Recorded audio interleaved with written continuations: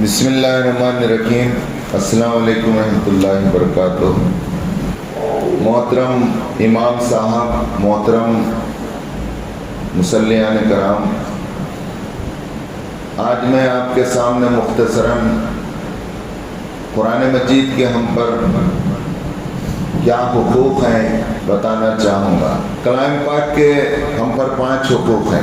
پہلا یہ کہ ہم اسے اللہ کی کتاب کی حیثیت میں اس پر ایمان لائیں، اس کو تسلیم کریں۔ دوسرا یہ کہ اس کو پڑھیں، اس کی تلاوت کریں۔ تیسرا یہ کہ اس پر غور و فکر اور تدبر اور تفکر کریں۔ چوتھا یہ کہ اس پر خوب عمل کریں اور اپنی زندگی میں اس کو لانے کی کوشش کریں۔ پانچواں یہ ہے کہ اس کلام اللہ کی دعوت دیں اور دوسروں تک اسے پہنچائیں۔ میں مختصر اس کی تشریح آپ کے سامنے رکھنا چاہوں گا۔ پہلی بات یہ کہ یہ اللہ کی کتاب ہے، اس پر اللہ کی کتاب کی حیثیت سے اس کو جانیں، پہچانیں اور مانیں۔ اسی کا نام اللہ کی کتاب پر ایمان لانا ہے۔ اللہ کی کتاب پر ایمان لانا، قرآن مجید، اس کا ایک مطلب یہ بھی ہے کہ اللہ کی کتابیں قرآن مجید سے پہلے مختلف انبیاء پر تو آتی رہیں، جیسے زبور داؤد علیہ السلام پر آئی، جیسے تورات موسیٰ علیہ السلام پر آئی، صحف ابراہیم، مصحف، کئی صحیفے ابراہیم علیہ السلام اور موسیٰ علیہ السلام پر آئے، عیسیٰ علیہ السلام پر انجیل نازل ہوئی۔ اسی طرح محمد صلی اللہ علیہ وسلم پر قرآن مجید اللہ کی طرف سے نازل کی گئی۔ لیکن اس میں فرق یہ ہے کہ پہلے کے جتنی کتابیں تھیں قرآن سے پہلے، لوگوں نے اس میں نبیوں کے بعد اس میں تحریف کی، اس میں جو کچھ حلال حرام کے پیمانے تھے اسے بدل دیا اور اپنی خواہشات کے مطابق اس میں کچھ چیزیں شامل کر دی۔ اس لیے اللہ کا کلام اور انسانی کلام گڈ مڈ ہو گیا۔ تو پھر ایک مرتبہ ایک ایسے کلام کی ضرورت تھی جس میں صرف اور صرف اللہ کا کلام ہو اور انسانوں کو اس بات کی اجازت نہ ہو کہ اللہ کے اس کلام میں اپنی خواہش کو ملا دیں۔ اسی لیے اللہ تعالیٰ نے اس کو اس اعلان کے ساتھ بھیجا، اِنَّا نَحْنُ نَزَّلْنَا الْقُرْآنَ وَإِنَّا لَهُ لَحَافِظُونَ، کہ اس قرآن کو میں اس دعوے کے ساتھ بھیج رہا ہوں، نازل کر رہا ہوں کہ اس کی حفاظت کی بھی ذمہ داری قیامت تک کے لیے میں لے لوں گا۔ تو اللہ تعالیٰ نے اس کا ایسا انتظام فرمایا ہے حفاظت کا، کوئی دوسرا تو دوسری بات، اس پر اس کو ماننے والا بھی، اس کو حفظ کرنے والا بھی اگر ایک ڈاٹ، ایک نقطہ اس میں اضافہ شامل کرنا چاہے یا جو کچھ نقطہ ہے اس کو نکالنا چاہے، اسے اس کی اجازت نہیں ہے۔ تو اللہ تعالیٰ نے جو انتظام کیا ہے، کئی حفاظ ہیں، یہ اللہ کی نشانی ہے۔ آپ حیرت کریں گے کہ اے آئی کے ذریعے بعض مسائل سمجھ میں پہلے نہیں آ رہے تھے، اب آرٹیفیشل انٹیلیجنس کے ذریعے یہ سمجھ میں آ رہا ہے کہ اللہ تعالیٰ نے اس کی حفاظت کی ذمہ داری کیسے دی، اور وہ بتا دیتا ہے کہ یہاں یہ قرآن صحیح ہے اور یہاں یہ قرآن کے الفاظ میں کچھ گڑبڑ ہو رہی ہے۔ بہرحال یہ ہے اللہ کی کتاب، اللہ نے نازل کیا ہے اور محمد صلی اللہ علیہ وسلم پر نازل کیا ہے۔ یہ الکتاب ہے جو پہلے اللہ تعالیٰ نے اس کی اسکرپٹ لکھی۔ کتاب کے معنی ہے کتبہ، لکھی ہوئی چیز، اور یہ پوری اسکرپٹ کو لوح محفوظ میں اللہ تعالیٰ نے محفوظ کر دیا۔ 30واں پارہ سورہ بروج کی آیت ہے، فی لوح محفوظ بل ہوا قرآن مجید فی لوح محفوظ، ہم نے قرآن کو نازل کیا اور اس قرآن کو لوح محفوظ میں محفوظ کر دیا۔ تو وہاں سے تھوڑا تھوڑا 23 سال میں حضرت جبریل علیہ السلام جو ملائکہ کے سردار ہیں، حضرت جبریل علیہ السلام وہ امین و مکرم فرشتے ہیں جو ہر نبی پر اللہ کا پیغام لا کر پہنچا۔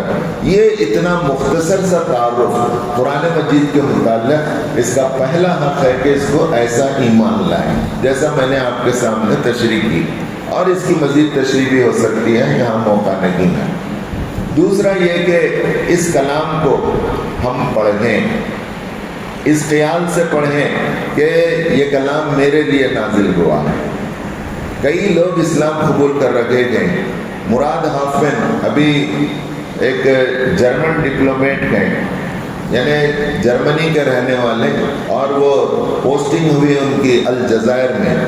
اور وہاں انہوں نے 1960 سے 1970 تک قرآن پڑھا، اور پھر ان کی پھر پوسٹنگ ہوئی مراکش موراکو میں، وہاں 1980 میں انہوں نے ایمان لایا۔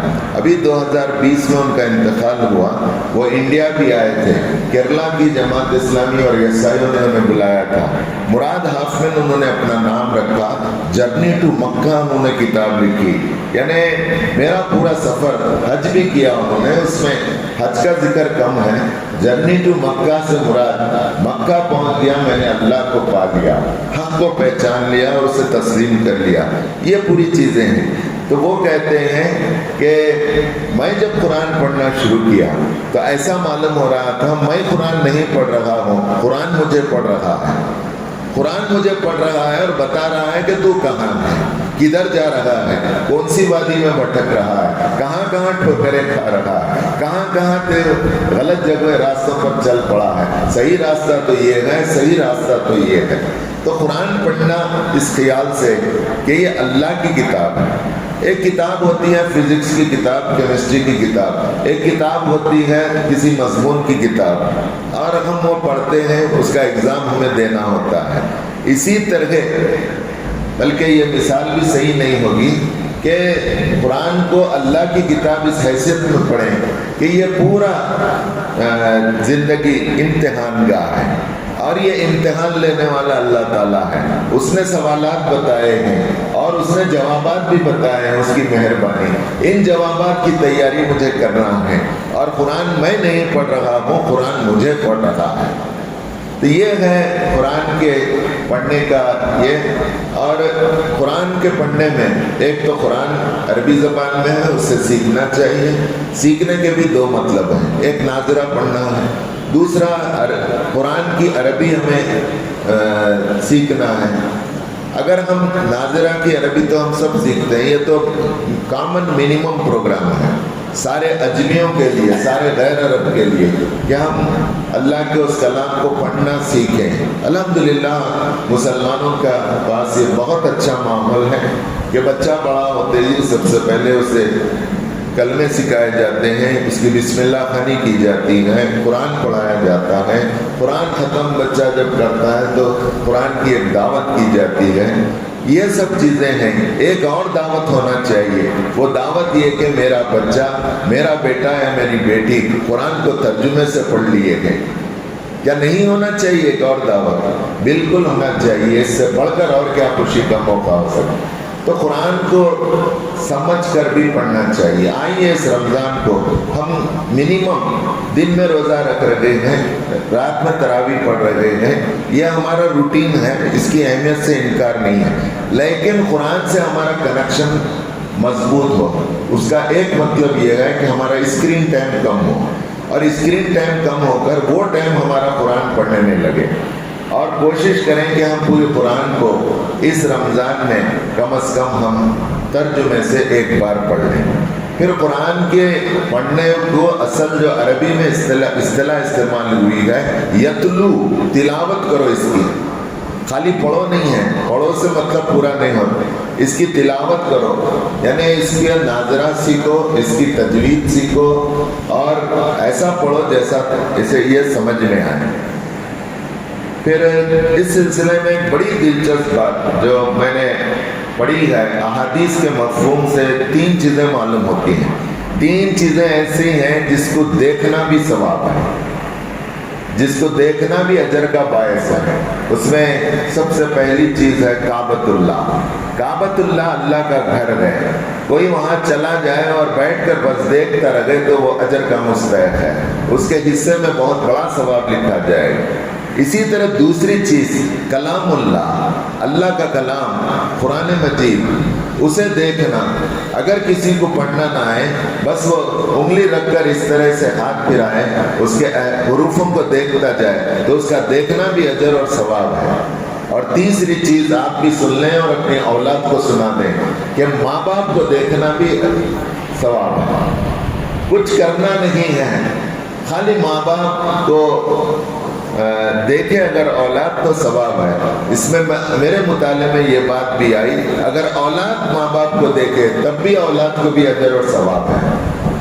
یہاں میں اپنی بات کو مختصر کرتے ہوئے تیسرا اس کا جو حق ہے، تیسرا حق ہے اس کے اوپر غور و فکر کرنا۔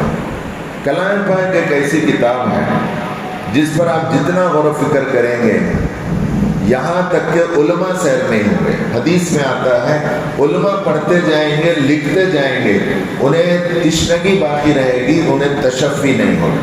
یہ ایسا بحر ہے، ایسا سمندر ہے علم کا، حکمت کا، اس میں سے جو جتنا اپنے طاقت، اپنے ظرف اور اپنی قابلیت کے لحاظ سے لے سکتا ہے لے لے۔ 1500 سال ہو گئے، ہر مفسر اٹھتا ہے ایک تفسیر لکھتا ہے۔ آپ دیکھیں گے کہ ہر مفسر تفسیر لکھنے والے کے اس میں ایک نیا انداز، نئے نقطے اس کے اندر شامل ہوتے ہیں۔ کئی آیتیں ایسی ہیں جو حضور صلی اللہ علیہ وسلم کے زمانے میں سمجھ میں نہیں آئی تھی، بعد میں آہستہ آہستہ ایک ایک آیت سمجھ میں آئی۔ ابھی مثال کے طور پر 18ویں صدی عیسوی میں یہ آیتیں سمجھ میں آئی جو 30ویں پارے کی قیامت کا منظر پیش کرتی ہیں۔ اِذَا السَّمَاءُ انفطرت وَإِذَا الْبِحَارُ فُجِّرَتْ، جب آسمان پھٹ جائے گا اور سمندر میں آگ لگا دی جائے گا۔ 18ویں صدی عیسوی میں یہ بات سمجھ میں آئی کہ جب یہ پورا جو کائنات ہے، چاند اور سورج کے بیچ میں جو ڈسٹینس ہے، ایک دوسرے سیاروں کے بیچ میں جو مغناطیسی قوت ہے، اسی کی وجہ سے یہ کائنات باقی ہے، اور ایک قوت ہے جو انہیں ایک سسٹم پہ پکڑا ہوا ہے، جکڑا ہوا ہے، اور ایک مدار پر انہیں چلا رہا ہے۔ جس دن یہ مدار پر سے ہٹ جائیں گے، اپنے راستے سے ہٹیں گے، ایک دوسرے سے مل جائیں گے، چاند سورج سے ٹکرا جائے گا، سیارے بکھر جائیں گے، وہی دن اس کائنات کی تباہی کا دن ہوگا، اور وہ دن آنے والا ہے، اور وہی دن قیامت کا دن ہے۔ اسی طرح وَإِذَا الْبِحَارُ فُجِّرَتْ، جب سمندر دہکائے جائیں گے۔ 18ویں صدی عیسوی میں یہ معلوم ہوا کہ دور سے دیکھا گیا کہ سمندروں میں آگ لگی ہے۔ اس پر سائنٹسٹ نے ریسرچ کیا کہ یار یہ پانی میں آگ کیسی؟ تو معلوم یہ ہوا کہ پانی مرکب ہے H2O کا، 2 ہائیڈروجن اور 1 آکسیجن جب ملتے ہیں تو وہ پانی بنتے ہیں، ایک مرکب بنتے ہیں، واٹر جسے کہا جاتا ہے، اور یہ مرکب کے ذریعے سے آگ بجھائی جاتی ہے۔ اس کے اندر H ہائیڈروجن جو آگ لگاتی ہے اور آکسیجن آگ کو بھڑکاتی ہے، یہ ریشو، یہ تناسب اگر الٹا ہو جائے، H1 اور O2 ہو جائے، ہائیڈروجن 1 ہو جائے، آکسیجن 2 ہو جائے، تو یہ جلنے اور جلانے والی چیزیں، جو مرکب پانی بنتا تھا، جو آگ کو بجھاتا تھا، وہ خود آگ بن جائے گا۔ تو یہ اس طرح کی بہت سی چیزیں ہیں جس کو مستشرقین نے قرآن میں نقص نکالنے کے لیے قرآن پڑھنا شروع کیا، لیکن میکزیمم اورینٹلسٹ جنہیں کہا جاتا ہے، اردو میں کہتے ہیں مستشرقین، انہوں نے ان کے دل پر قرآن ایسا اثر کیا، ان کا ریسرچ یہ بتایا کہ یہ انسانی کلام نہیں، یہ ربانی اور الہامی کلام ہے۔ میں اپنی بات مختصر کرتے ہوئے یہی مراد ہافمن کی ایک مثال دے کر اپنی جگہ لوں گا۔ وہ کہتے ہیں کہ میں 10 سال تک قرآن مجید کو پڑھتا رہا، اور 1980 میں نے ایمان کا اپنا اعلان کیا اور اظہار کیا۔ تو میں کس سے متاثر ہوا؟ میں قرآن مجید کی سورت نمبر 112، 114 صورتیں ہیں، سورت نمبر 112 ظاہر سورہ اخلاص ہے، قل واللہ احد ہے، اور یہ ہمارے معاشرے کے ہر بچے کو یاد ہے قل واللہ کی صورت۔ وہ کہتے ہیں مراد ہافمن وہ ایک رومن کیتھولک کرسچن تھے، اور ڈپلومیٹ یعنی ہائی کمشنر تھے، IFS جیسا ہائی کمشنر ایک ملک کا دوسرے ملک میں نمائندہ ہوتا ہے۔ مراکش میں جب تھے تو انہوں نے اسلام قبول کیا۔ وہ کہتے ہیں کہ میں جس مذہب کو مان رہا تھا، کرسچینٹی، اس میں توحید کا تصور بالکل مبہم ہے، کلیئر نہیں ہے۔ 1+1+1=3 کہا جاتا ہے۔ یہ سوال کسی کو کیا مطمئن کر سکتا ہے کہ 1+1=1 تو 3 ہوتے ہیں، لیکن پوری کرسچینٹی یہ بولتی ہے 1+1+1=1۔ یہ جواب 1 کا مجھے بے چین کیے ہوا تھا۔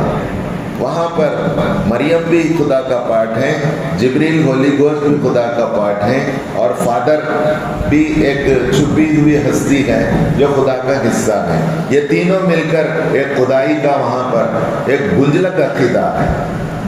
انہوں نے کہا کہ مجھے جب قل هو اللہ احد کی صورت پڑھی تو مجھے یہ پورا عقیدہ کلیئر ہو گیا۔ قل هو اللہ احد، کہو کہ اللہ وہ ایک ہے، ایکتا ہے، اکیلا ہے، کوالٹی اینڈ کوانٹٹی دونوں میں ممتاز ہے۔ اللہ الصمد، سب اس کے محتاج ہیں، سب اس پر ڈیپینڈ کرتے ہیں، وہ انڈیپینڈنٹ ہے۔ لم یلد ولم یولد، وہ کسی کی اولاد نہیں اور نہ کوئی اس کی اولاد ہے۔ وَلَمْ يَكُنْ لَهُ كُفُوًا أَحَدٌ، اس جیسا کوئی نہیں، اس کا ساجدار کوئی نہیں، اس کا حصے دار کوئی نہیں، اور اس کا مقابلہ کسی سے نہیں۔ وہ آسمان ہے تو سب زمین ہے، اس کا تقابل کسی سے نہیں کیا جا سکتا، اس کا ساجی کوئی نہیں۔ کہا کہ یہ چیز مجھے متاثر کی۔ اور ایک بات انہوں نے کہی، میں جب الجزائر میں قرآن پڑھنے والوں کو، نماز پڑھنے والوں کو، روزہ رکھنے والوں کو دیکھا تو میں بہت متاثر ہوا۔ ایک مزدور بھی جب اذان ہوتی ہے تو اپنا کام چھوڑ کر مسجد کی طرف چلا جاتا ہے۔